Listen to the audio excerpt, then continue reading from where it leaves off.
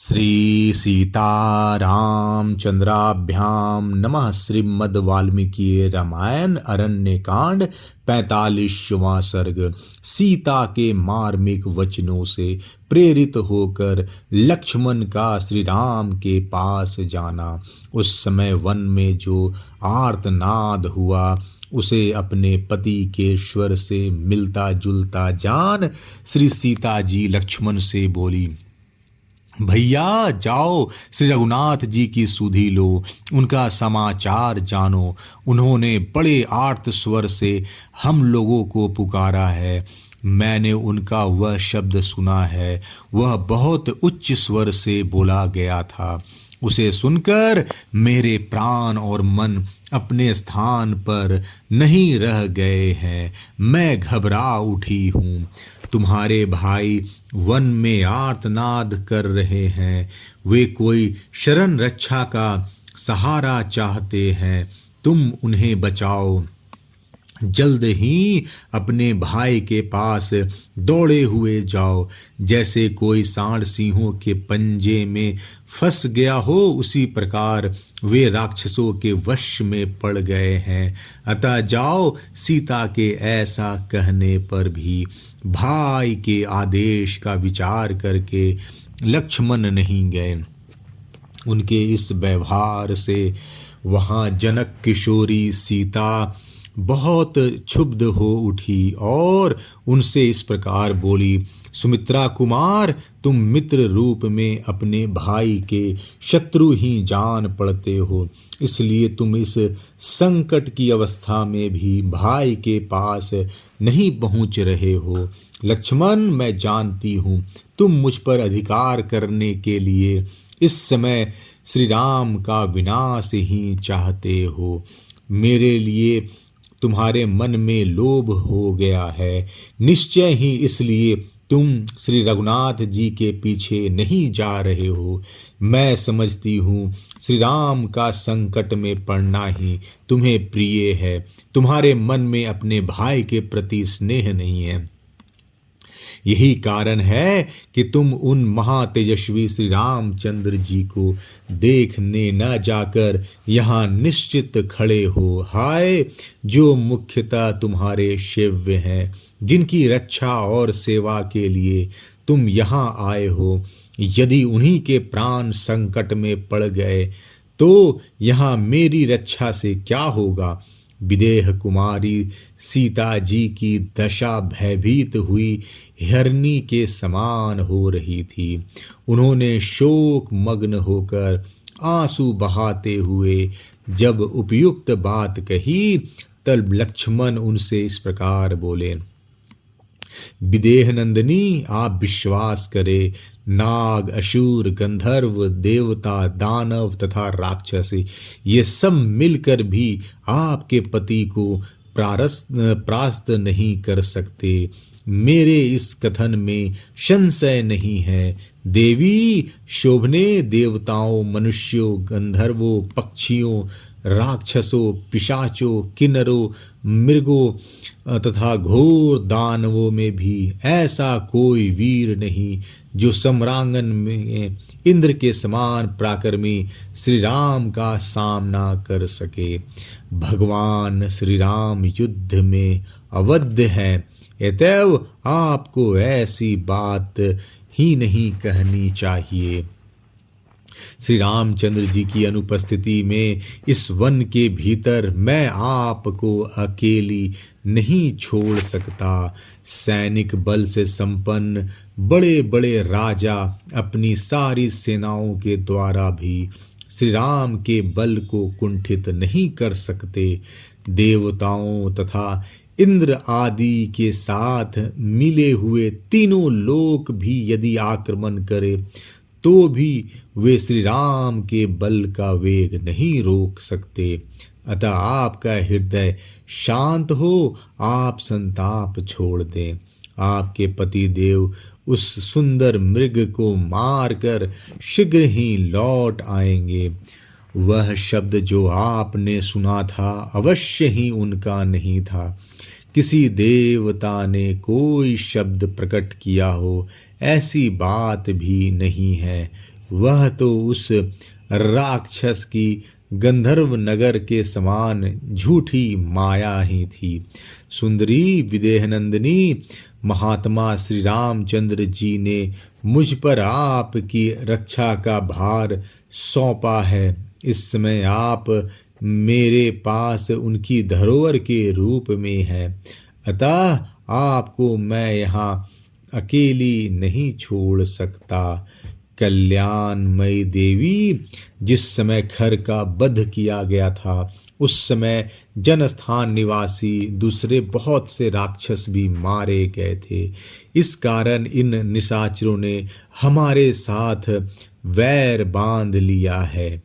विदेह नंदिनी, प्राणियों की हिंसा ही जिनका क्रीड़ा विहार या मनोरंजन है, वे राक्षस ही इस विशाल वन में नाना प्रकार की बोलियां बोला करते हैं, अतः आपको चिंता नहीं करनी चाहिए। लक्ष्मण के ऐसा कहने पर सीता को बड़ा क्रोध हुआ। उनकी आंखें लाल हो गई और वे सत्यवादी लक्ष्मण से कठोर बातें कहने लगी। अनार्य, निर्दयी, क्रूरकर्मा, कुलांगार, मैं तुझे खूब समझती हूँ। श्री राम किसी भारी विपत्ति में पड़ जाए यही तुम्हें प्रिय है, इसलिए तू राम पर संकट आया देख कर भी ऐसी बातें बना रहा है। लक्ष्मण, तेरे जैसे क्रूर एवं सदा छिपे हुए शत्रुओं के मन में इस तरह का पापपूर्ण विचार होना कोई आश्चर्य की बात नहीं है। तू बड़ा दुष्ट है। श्री राम को अकेले वन में आते देख मुझे प्राप्त करने के लिए ही अपने भाव को छिपाकर तू भी अकेला ही उनके पीछे पीछे चला आया है, अथवा यह भी संभव है कि भरत ने ही तुझे भेजा हो। परंतु सुमित्रा कुमार, तेरा या भरत का वह मनोरथ सिद्ध नहीं हो सकता। नील कमल के समान श्याम सुंदर कमल नयन श्री राम को पति के रूप में पाकर मैं दूसरे किसी क्षुद्र पुरुष की कामना कैसे कर सकती हूँ। सुमित्रा कुमार, मैं तेरे सामने ही निसंदेह अपने प्राण त्याग दूंगी, किंतु श्री राम के बिना एक क्षण भी इस भूतल पर जीवित नहीं रह सकूंगी। सीता ने जब इस प्रकार कठोर तथा रोंगटे खड़े कर देने वाले बातें कही, तब जितेंद्रिय लक्ष्मण हाथ जोड़कर उनसे बोले, देवी, मैं आपकी बात का जवाब नहीं दे सकता, क्योंकि आप मेरे लिए आराधनीय या देवी के समान है। मिथिलेश कुमारी, ऐसी अनुचित और प्रतिकूल बातें मुंह से निकालना स्त्रियों के लिए आश्चर्य की बात नहीं है, क्योंकि संसार में नारियों का ऐसा स्वभाव बहुधा देखा जाता है। स्त्रियां प्रायः विनय आदि धर्मों से रंचित, चंचल, कठोर तथा घर में फूट डालने वाली होती हैं। विदेह कुमारी जानकी, आपकी यह बात मेरे दोनों कानों में तपाए हुए लोहे के समान लगी है। मैं ऐसी बात सह नहीं सकता। इस वन में विचरने वाले सभी प्राणी साक्षी होकर मेरा कथन सुने।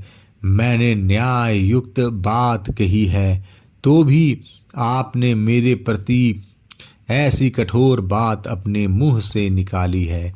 निश्चय ही आज आपकी बुद्धि मारी गई है। आप नष्ट होना चाहती हैं। धिक्कार है आपको जो आप मुझ पर ऐसा संदेह करती हैं। मैं बड़े भाई की आज्ञा का पालन करने में दृढ़ता पूर्वक तत्पर हूँ, और आप केवल नारी होने के कारण साधारण स्त्रियों के दुष्ट स्वभाव को अपनाकर मेरे प्रति ऐसी आशंकाएं करती हैं। अच्छा, अब मैं वहीं जाता हूँ जहाँ भैया श्री राम गए हैं। सुमुखी आपका कल्याण हो। विशाल लोचने वन के संपूर्ण देवता आपकी रक्षा करें, क्योंकि इस समय मेरे सामने जो बड़े भयंकर अपशकुन प्रकट हो रहे हैं, उन्होंने मुझे संशय में डाल दिया है। क्या मैं श्री रामचंद्र जी के साथ लौटकर पुनः आपको सकुशल देख सकूंगा? लक्ष्मण के ऐसा कहने पर जानकी किशोरी सीता रोने लगी। उनके नेत्रों से आंसुओं की तीव्र धारा बह चली। वे उन्हें इस प्रकार उत्तर देते हुई बोली, लक्ष्मण, मैं श्री राम से बिछुड़ जाने पर गोदावरी नदी में समा जाऊंगी तथा गले में फांसी लगा लूंगी, अथवा पर्वत के दुर्गम शिखर पर चढ़कर वहां से अपने शरीर को नीचे डाल दूंगी, या तीव्र विषपान कर लूंगी, अथवा जलती आग में प्रवेश कर जाऊंगी, परंतु श्री रघुनाथ जी के सिवा दूसरे किसी पुरुष का कदापि स्पर्श नहीं करूंगी। लक्ष्मण के सामने यह प्रतिज्ञा करके शोक मग्न होकर रोती हुई सीता अधिक दुख के कारण दोनों हाथों से अपने उदर पर आघात करने लगी, छाती पीटने लगी। तब मन को वश में रखने वाले छाती पर विशाल लोचना सीता को आर्त होकर रोती देख सुमित्रा कुमार लक्ष्मण ने मन ही मन उन्हें संतावना दी, परंतु सीता उस समय अपने देवर से कुछ नहीं बोली। तब मन को वश में रखने वाले लक्ष्मण ने दोनों हाथ जोड़कर कुछ झुककर मिथिलेश कुमारी सीता को प्रणाम किया और बारंबार उनकी ओर देखते हुए श्री रामचंद्र जी के पास चल दिए। वाल्मीकि रामायण अरण्यकांड 45वां सर्ग समाप्त। जय श्री राम।